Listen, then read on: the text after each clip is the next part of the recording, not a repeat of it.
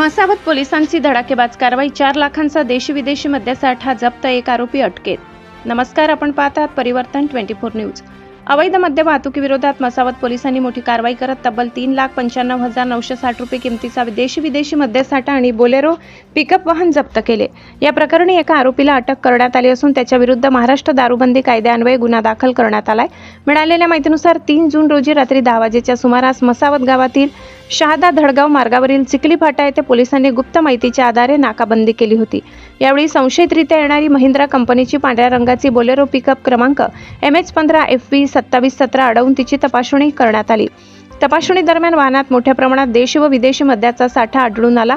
यामध्ये टँगो पान्स देशी दारूचे 14 बॉक्स, लंडन पिल्सनर प्रीमियम बियरचे 6 बॉक्स, कॅनन 1000 सुपर स्ट्रॉंग बियरचे 3 बॉक्स, किंगफिशर प्रीमियम बियरचे 2 बॉक्स आणि किंगफिशर स्ट्रॉंग बियरचे 2 बॉक्स जप्त करण्यात आले।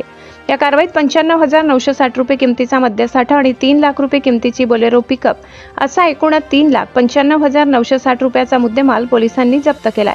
या प्रकरणी संजय जिर्या पावरा वय 42 वर्ष, राहणार टेंभुर्णी, तालुका धडगाव, जिल्हा नंदुरबार याला अटक करण्यात आली आहे। आरोपी कोणत्याही वैध परवान्याशिवाय मद्याची वाहतूक करत असल्याचे तपासात समोर आले आहे। पोलीस कॉन्स्टेबल प्रवीण मधुकर पवार यांच्या फिर्यादीवरून म्हसावत पोलीस ठाण्यात महाराष्ट्र दारूबंदी कायदा कलम 65E आणि 108 अन्वये गुन्हा दाखल करण्यात आलाय। या गुन्ह्याचा पुढील तपास सहाय्यक पोलीस निरीक्षक रमेश वावरे यांच्या मार्गदर्शनाखाली सहाय्यक पोलीस उपनिरीक्षक सुनील बागुल करीत आहेत। सहाय्यक पोलीस निरीक्षक रमेश वावरे, पोलीस उपनिरीक्षक जितेंद्र पाटील यांच्या पथकाने ही कारवाई यशस्वीरित्या पार पाडली। म्हसावत पोलिसांच्या धडाकेबाज कारवाईमुळे अवैध मद्य वाहतूक करणाऱ्यांमध्ये खळबळ उडाली असून बेकायदेशीर धंद्यावर पोलिसांनी कडक नजर ठेवली असल्याचे पुन्हा एकदा स्पष्ट झाले।